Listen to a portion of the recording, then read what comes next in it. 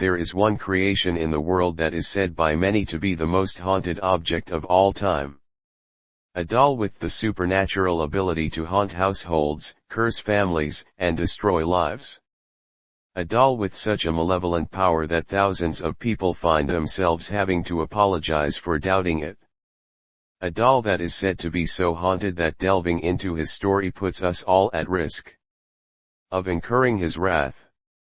It is said by some that even seeing an image of that doll's eyes can be enough to curse those who find themselves curious about him. This is the terrifying true story of the most famous haunted doll in the world. The origins of this strange toy are obvious. This is the story of the most famous haunted doll in the world. The origins of this strange toy are legacy it has left.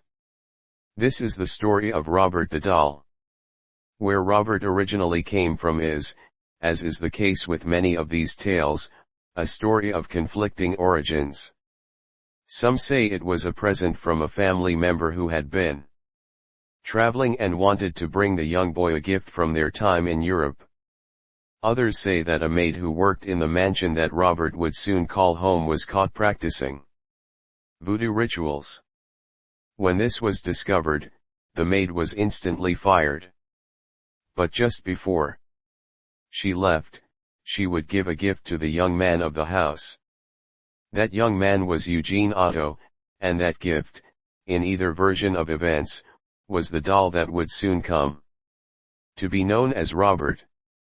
But at the age of 4, when the doll came into his possession, Eugene wasn't referred to as Eugene at all. That was his middle name. His actual name was Robert. It would appear that, according to experts, the doll is a one-off, potentially created for a window display in Germany. The doll stands at 4 feet tall and famously wears a white and blue sailor outfit, with a toy dog next to him. Some have suggested that the scarily lifelike hair on the doll's head may, in fact, be human hair. The doll's hair is made of a white and blue sailor outfit, which is often used as a symbol of the family. When given to the youngest of the Otto siblings, the doll would have basically been life-sized, a new child for the family. Robert loved his new toy, and the pair almost instantly became inseparable. This detachment quickly took a strange turn, however. A few weeks after receiving the doll, Robert said that the doll also wanted to be called Robert, but that name couldn't be shared between the two of them. The doll was named Robert. Instead, the boy wanted to now be referred to as Eugene, while the doll would take his actual Christian name. A change that he stuck to for the remainder of his life. Now known as Eugene, the young boy made sure that Robert the doll was treated as part of the family. The boy began sharing his clothes with Robert. In fact, the sailor outfit that Robert still wears today is thought to have belonged to Eugene Otto. Robert would even have his own seat at the family dinner table. Robert's family was a family of 2, and Eugene was the son of the young boy. Wherever Eugene went, Robert would be there. But then things started to get odd. Eugene would shut himself away in his playroom with Robert for hours at a time. The family would hear the normal sounds of their son playing with his toys. But it was when he was playing with Robert specifically that they noticed something peculiar. They would hear his normal, youthful voice talking to Robert, but then would hear replies coming in a much deeper voice. No one else was ever in the room with Eugene, just the boy and his toys. The family were never able to get Eugene to recreate the voice in front of them. He would be adamant that he wasn't creating the deeper voice himself. He had been talking to Robert, and Robert had been talking back to him. Both visitors to the house and family became convinced that the expression on Robert's face would change slightly when they weren't looking. Nothing drastic, but just something off about the face, making it appear different than it did moments before. He was also said to move, but again only when there were no eyes directly on him. It became a source of amusement for the family, as they began to convince themselves they were just paranoid and imagining things. It was just a doll after all. One night Eugene's parents were awoken by panic screaming coming from his room. They rushed only to discover that every item of furniture in his bedroom had been placed upside down. Eugene pointed to the doll on his bed and told his family that Robert did it. This was just the beginning of the apparent paranormal activity in the home. Glasses would be broken, furniture moved. Strange noises would echo around a large home. Eugene would always be there when these things happened. But of course, as they were never apart, so was Robert. And Eugene blamed all of these strange occurrences on his doll. In one incident, one of Eugene's favorite toys was found destroyed. The boy pleaded with his parents as they told him off, that he wasn't to blame for it. It was one of his favorites. He loved that toy. But Robert didn't. The family had enough. They still assumed that they had let their imaginations run wild in regards to any paranormal occurrences.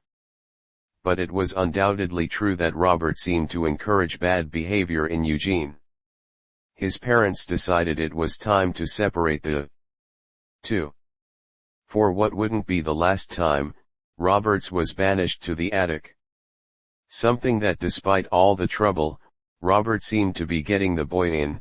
Eugene protested greatly.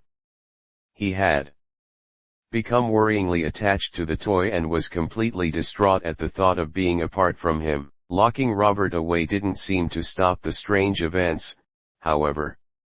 Over the years, servants who would come to work at the estate would often quit promptly after joining, with no explanation. Despite his banishment, the Oso family were said to hear Robert the doll moving frequently around the estate. A possible surprise was at stake. The boy was found upstairs portion of the house with his footsteps said to echo throughout areas of the property that were completely empty. He was even said to giggle in the middle of the night.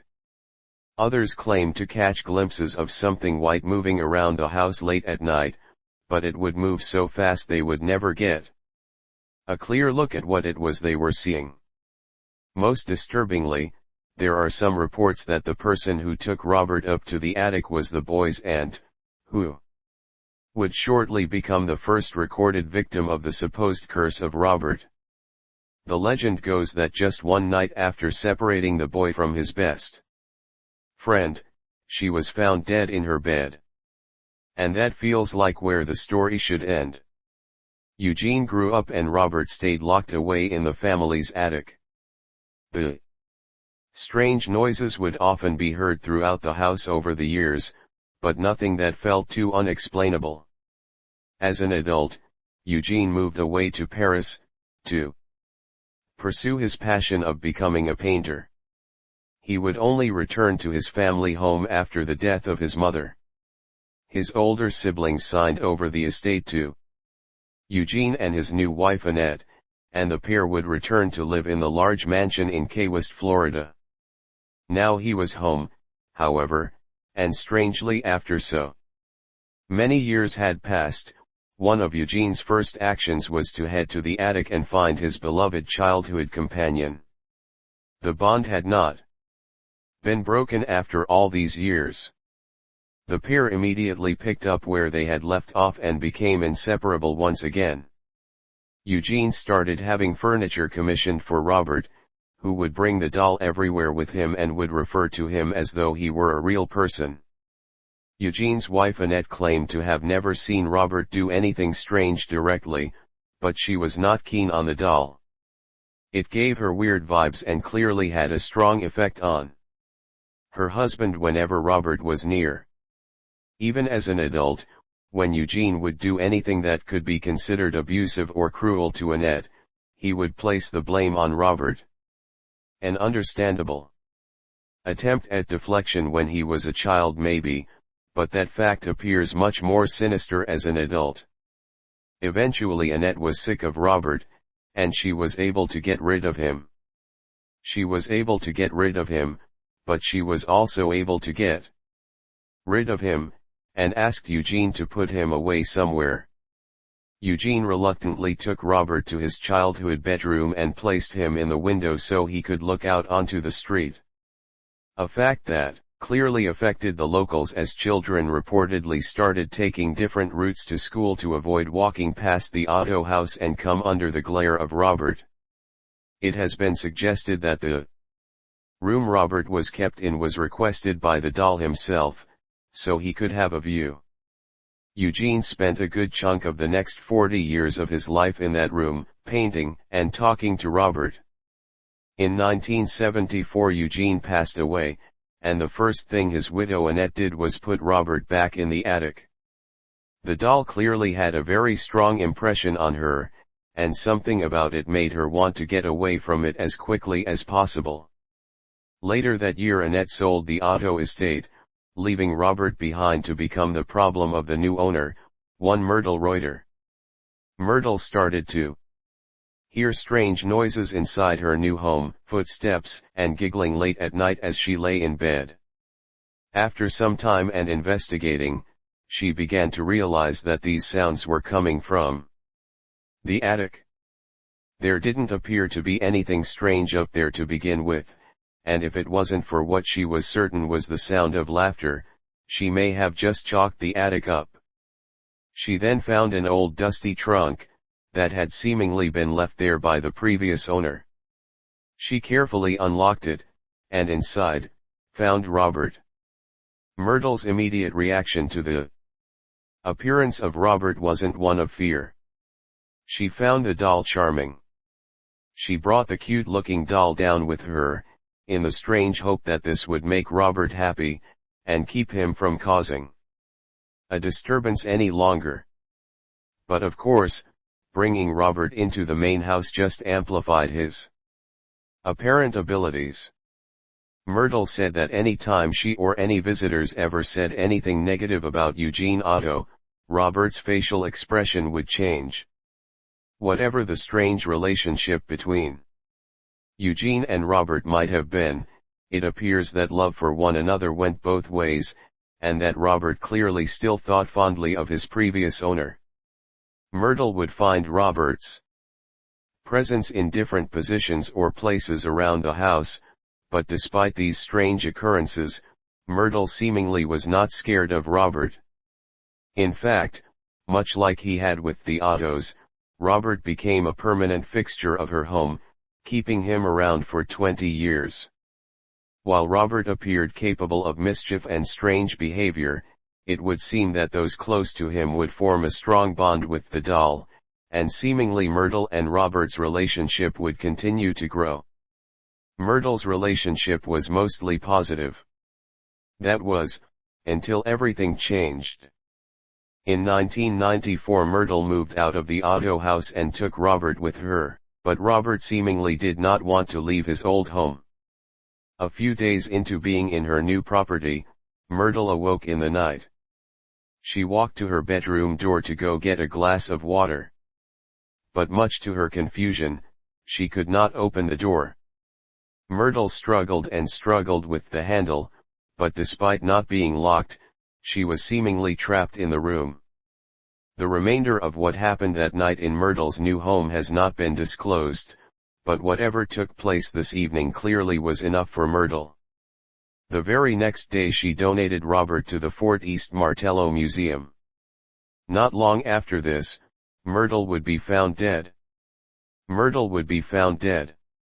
Myrtle would be found dead. Myrtle would be found dead. The details of her death have not been made public. Again, there are conflicting stories about how much Myrtle informed the museum's assistant director about Robert.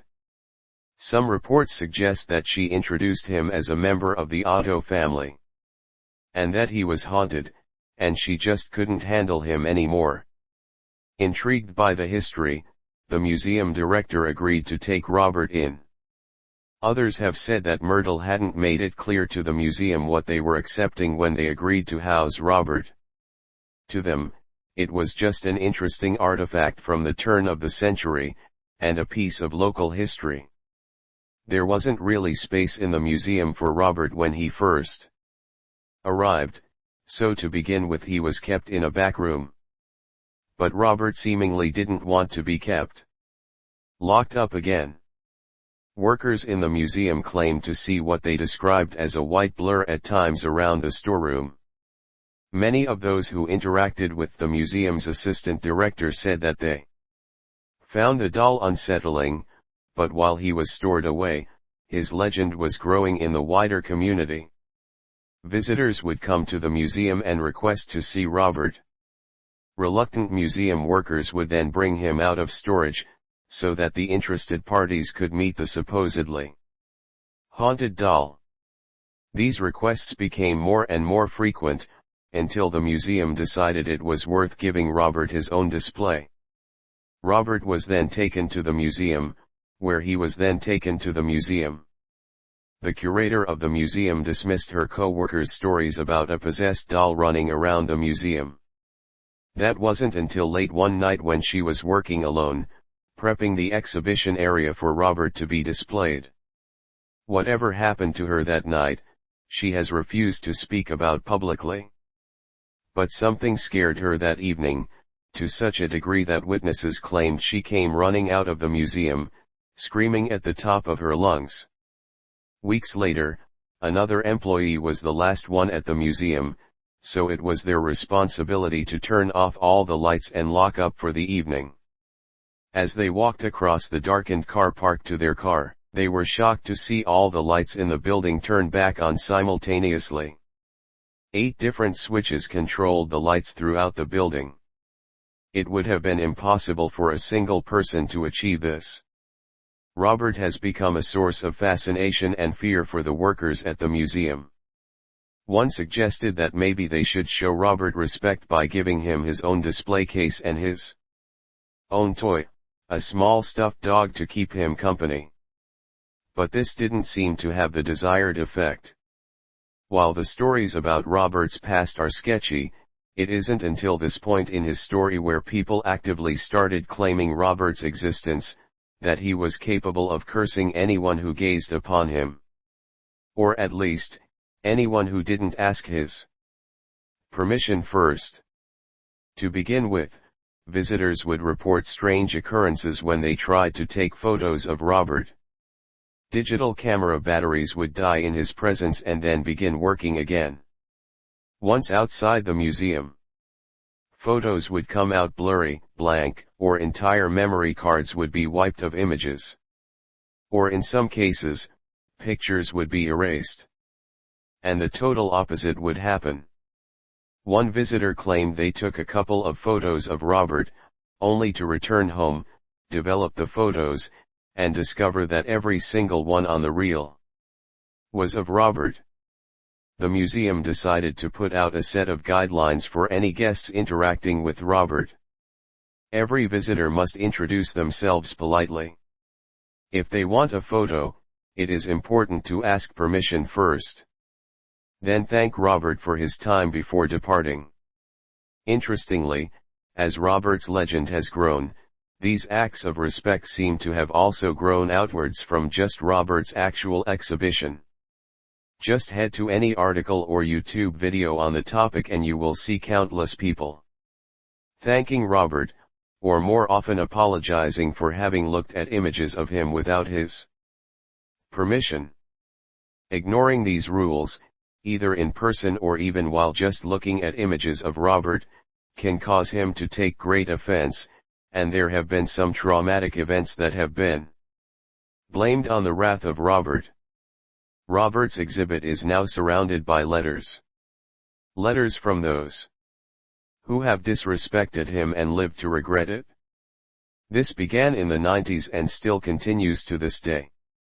Robert's exhibition is a great example of how Robert's life has changed over the years. Thousands have been sent to Robert throughout the years from all across the globe. The letters are all begging the doll to forgive them for any past discretion that may have offended Robert.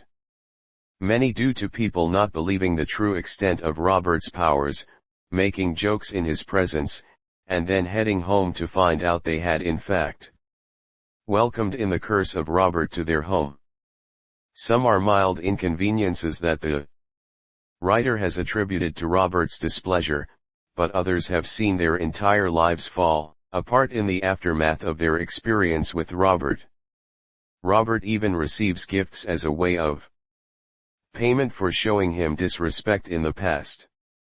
One of the stranger but more well-known people who have had a disastrous encounter with Robert is Black Sabbath frontman Ozzy Osbourne, who blamed the doll for his disastrous year he had after coming into contact with it, suffering the pneumonia, undergoing surgery, and being diagnosed with Parkinson's.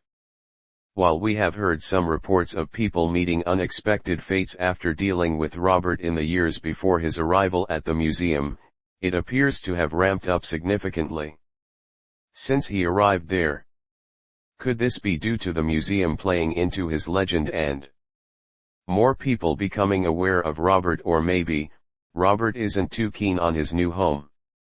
His behavior seems to have turned particularly sour since leaving the Otto house. Maybe he longs to be back there, back where he spent many happy years with Eugene. Interestingly, despite his removal from the home nearly 2 decades ago, paranormal activity is still regularly reported in the old museum, with strange sounds, moving items, and even reports of an apparition of a woman being experienced. Regular ghost tours still take place at the house, which is often referred to as the artist's house, due to Eugene's later career as a painter. While there have been many strange reports during investigations over the years, this one is one of the more interesting ones in my opinion. A séance that took place in the home in 1991. In 1997, saw psychics suggest that the spirit of Robert was still very much active in the home, even if the doll itself might not be here. The investigation for most of the evening hadn't thrown up much in the way of evidence. That was until the group decided to head up into the attic, where Robert was kept for so many years. It reported hitting a wall. Some kind of invisible force was stopping them from entering the attic. Not the first time we have seen such an occurrence in this story, with a similar thing happening to Myrtle in her bedroom. When they finally did manage to push through the hatch, they witnessed orbs of light shooting around the attic, and leaving the building from all different directions. One of the psychics who was downstairs while this was happening claimed they experienced the spirit of Robert walking through them. This suggests that Robert somehow has the ability to return to the Otto home when he so chooses, although based on other reports, he may not be the only spirit that resides there. Many have researched the history of the Otto family to try and figure out who or what may have latched itself onto Robert the doll. But despite claims of voodoo rituals, jilted lovers, and illegitimate children, no concrete theories have ever come forward. So to this day, Robert remains in his case at the museum. Terrifying and fascinating, visitors in equal measure, and seemingly impacting the lives of the thousands of people who decide to test themselves against his curse. Now that you've heard the story of Robert the doll, it's very possible that from his home in Florida, his eyes are trained on you in some way. Many people have heard this story over the years, but every now and then, he seems to single out someone who takes an interest in him. If this ends up being you, I am very, very sorry. Just to be safe, it might be worth asking Robert for forgiveness, as so many others have done. That's all for this entry into the tape library. As always, if you've enjoyed this episode, then please do give it a thumbs up and subscribe to the channel. I'll see you in the next. Until next time, pleasant dreams.